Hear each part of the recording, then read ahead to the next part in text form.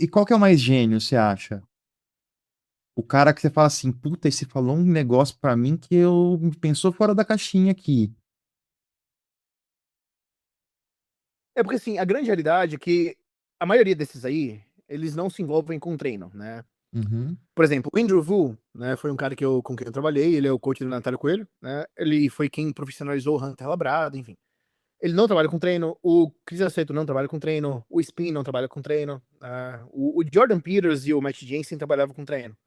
uhum. Eh, o Jordan, ele é muito inteligente, no entanto, ele é um cara que não abre mão do pensamento dele.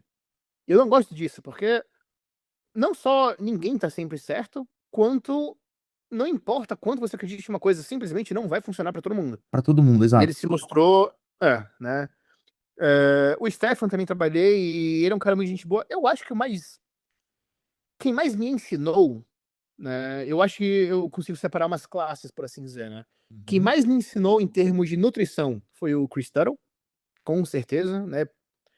Assim, ele mudou completamente a minha mentalidade ano passado, principalmente em relação ao off-season. Que mais me ensinou em termos de feeling e filosofias, né, de como agir como atleta potencialmente foi o Chris Aceto, porque ao mesmo tempo que eu sou um cara muito regrado, ele me ensinou a ter um pouco mais de balanço e menos neura, né. Tipo assim, ter neura, ser neurado em termos de seguir o planejamento, mas sem ser tão neurado a ponto de, por exemplo, siga 100% das suas refeições, só que não precisa necessariamente ser na mesma hora todo dia, o importante é que você faça 100% do plano. Sabe, ele me ensinou muito uma questão de ansiedade, porque, assim, atletas em geral, inclusive eu, né, a gente sempre pensa muito adiante. E o Chris Uhum. fala: "Velho, não importa amanhã ou depois de amanhã, o campeonato também não, o que importa é você vencer hoje". E aquilo ali mudou muito a minha cabeça, Isso é sabe. O verdade. importante era chegar no final do dia tendo feito tudo que eu devia fazer.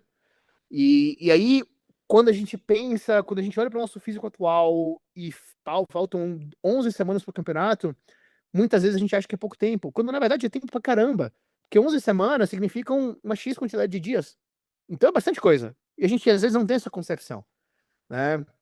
Eu acho que em termos de genialidade, assim, nesse ponto de como ele enxerga as coisas, o Chris me ensinou bastante, e de feeling, enfim. E quem mais me ensinou de treino não foi o Jordan Peters, por incrível que pareça, né, o Jordan, embora ele seja referência, mas o Matt Jensen, né. O Matt Jensen, ele foi o Uhum. primeiro treinador que realmente ele foi o primeiro treinador que não só me mandou o plano do treino, mas ele pediu pra ver minha execução.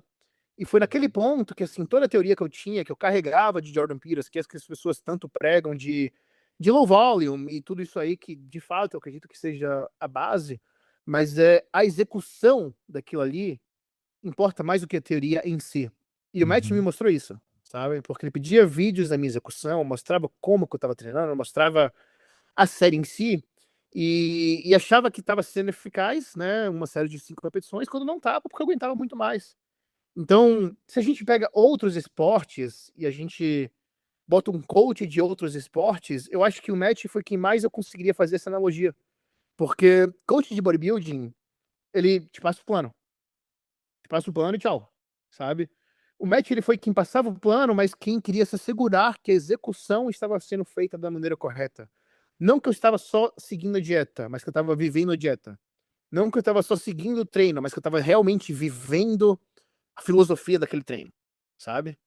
Então, no final das contas, eu diria que meu trabalho é uma construção de todas as experiências que eu vivi com diferentes treinadores, sabe. Eu acho que é por isso que eu tenho esse sucesso tão grande, cara. Essa humildade de entender e a inteligência de entender que cada um tem seus pontos e você captar o Uhum. melhor de cada um é muito importante. Como você falou, o Jordan Peterson ele é muito bom, mas não abre mão daquilo que ele acredita. Eu acho muito foda isso num treinador, muito ruim, porque às vezes, cria-se um método e eu já vi muito cara grande, muito gringo que eu admirava, brigando assim, discutindo na internet e às vezes indo contra coisas que não fazem sentido nenhum, só pra ganhar a discussão e validar o Sim. ponto dele. Então isso é foda, cara. E o acerto deve ser absurdo mesmo, né. A gente tem que pensar que o Chris, assim, olha, como qualquer outro coach, inclusive o Hani, tá, o Chris também erra, sabe.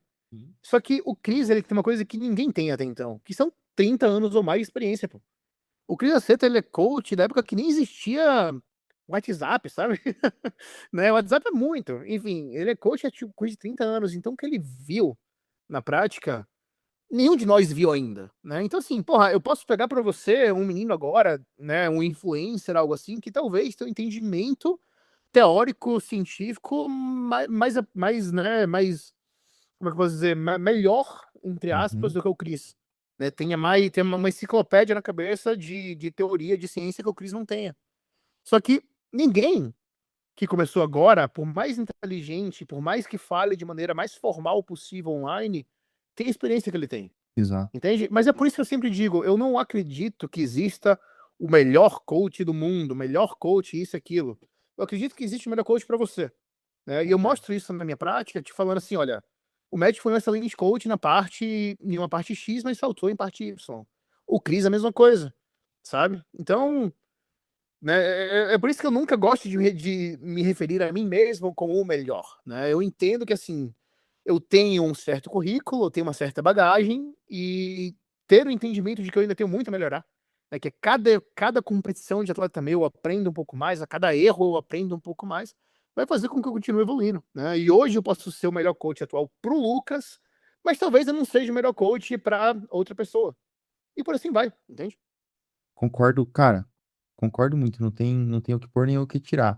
E tem esse lance da experiência é muito verdade. A gente tem hoje muita gente que sabe muito, mas que não tem experiência ainda. Então acho que a gente vai ter grandes coaches aqui no Brasil no futuro, porque esses caras que Com sabem certeza. muito hoje, eles vão ter experiência prática daqui a alguns anos. É, se Mas a tiver a experiência humildade de aliar isso e abrir a cabeça, essa galera vai voar, sabe? tem que ter essa humildade, tem que ter essa inteligência. Aí a gente tem o Chris, acho que é meio que esses caras todos, Chris, Honey, são uma mistura disso tudo. Tem aquele cara também old schoolzão, que é só a experiência e foda-se, É. a teoria também não funciona. Só que o que eu vejo, cara, o que eu percebi, e aí eu queria que você me falasse se eu tô, o quão certo ou quão errado eu tô na minha percepção. Eu competi em 2012, no bodybuilding clássico ainda, pô, era natural, enfrentei os caras, foi legal pra caramba. A experiência. E naquela época, a probiótica trazia alguns caras para cá. A gente não tinha essa abertura que a gente tem hoje. Então a probiótica trouxe num ano o Cris Aceto, e eu tive a oportunidade de entrevistá-lo, conversar com ele no bastidor ali um tempão, comer um lanchinho com ele ali. E trouxeram Quando também que o foi Rani. isso? Foi 2000, o Aceto foi 2011 e o Rumbled foi 2012, no fim Olha, do nem ano. existia Instagram ainda, né? Não tinha, cara. Tem a entrevista do Aceto no meu YouTube, mas tá bem lá no passado. E eu punha isso no blog, pra você ter ideia. Eu fazia o blog do meu no diariodocultismo.com.br e punha lá o negócio escrito e as fotos. E o Honey Rumbled veio, eu tinha acabado de competir. Eu tinha feito o estreantes, eu fiquei em segundo lugar. Só que eu fiz minha preparação, eu fiz minha dieta, eu fiz meu treino, eu fiz minha coreografia, eu me finalizei. Eu fiz tudo. Num momento que era muito difícil, a gente tinha não tanta informação. E eu errei um pouco o timing, tanto que depois do estreantes eu tava bom lá em Campinas. Eu moro no interior, então eu tava bom na volta. Eu fiquei bom 3 horas depois. Parei no posto e tava animal, vascularizado. Eu falei, caralho. Só que eu tinha tudo anotado e eu fiz os ajustes pro Paulista. Aí eu fiquei em sexto, o Paulista era mais foda, um nível maior, tal. Eu natural, enfrentando os caras harmonizados também, tinha tudo isso aí. Eu fiquei em sexto entre 13 atletas. Só que aí eu acertei o ponto. Cheguei 2 quilos mais pesado, mais cheio. E eu mostrei as fotos pro Rani. E vendo as fotos do estreante, que eu mostrei para os estreantes, falou assim: ah, aqui você errou. Só de ver a foto. Aqui você errou. Você cortou água cedo demais. Então, assim, os caras têm um feeling Uhum. absurdo só de ver. É isso mesmo. Por isso que os caras conseguem ver de hora em hora, cada 2 horas, e entender o que Sim. tem que ser feito. Aham, uhum. Eu, eu, ah, eu posso até falar, tipo assim, isso do Rafa, sabe? Na preparação do Conta. Rafa, assim, eu falo abertamente, né? Inclusive, né, até ele postou sobre isso esses dias. Eu acredito que o Rafa tava melhor na semana final, tipo assim, na semana anterior do que a semana da Peak Week, sabe? A caminho do campeonato. E, inclusive, é engraçado que você tem um corte. um corte não, você botou um story, não lembro se você foi no YouTube ou foi só no Instagram, de um corte que você pegou de um vídeo meu, no qual eu falava que eu não pretendia desidratar o Rafa. Sim. Entende? E acabou que a gente fez isso, né? E bom, a culpa disso aí é minha, né? O Rafa não pediu para fazer nada, no entanto, como foram poucas semanas de trabalho, foram 6 semanas que a gente teve, e a gente conseguiu, tipo assim, reverter um quadro metabólico que não estava bom e chegar em condicionamento muito bom. Na semana final, em vez de fazer como eu sempre faço com os atletas, que é mudar o mínimo possível, eu fiz o contrário por 2 questões. Uma, pressão, que é uma pressão na internet que eu não estava acostumado, sabe? E 2, porque por ter tido pouco tempo de trabalho, eu não me senti tão confiante em termos de conhecer o físico dele. Assim, no caso, eu me sentia até aquele ponto, naquele ponto, quando começou a semana final ali, que começou a colocar a pressão, eu meio que perdi um pouco dessa confiança que eu tinha.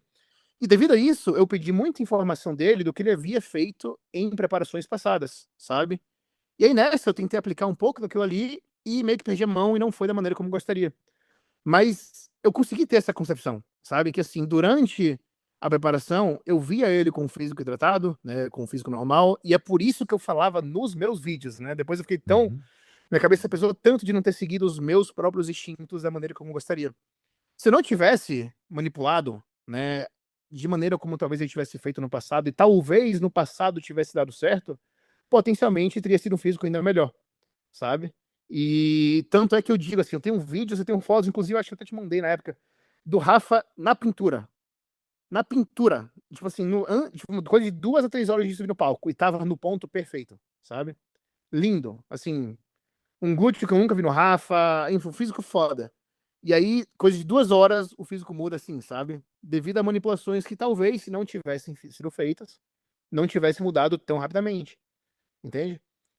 Tendo dito isso, eu acredito que assim, no New York não teria mudado a posição, né? Os caras estão muito grandes. Eu acho que até comentei, velho, o Kriso não tem um físico bonito, né? Nenhum deles tem a linha do Rafa, né? Mas obviamente a quantidade de músculo hoje em dia já tá superior. Mas o Kriso, é ridículo dizer isso, né? Mas parece que o cara ganha campeonato por causa da most muscular dele, da mais musculosa. É absurdo em pessoa, assim, é muita carne, muita fibra, muita densidade, muito condicionamento. Mas enfim, né, só respondendo a sua pergunta, sim, né, naquele ponto, chega um momento que o físico muda a cada hora, né, acho que é essa que é a beleza do fisiculturismo, né. Tendo dito isso, quanto menos a gente muda, melhor. É, tem que conseguir enxergar. Acho que o maior desafio é conseguir enxergar isso aí e conseguir ajustar, né? De maneira adequada a cada mudança, né? Acho que esse é o grande desafio. Uhum, E nem sempre vai responder como a gente imagina. É exatamente, é amigo. muito foda isso aí.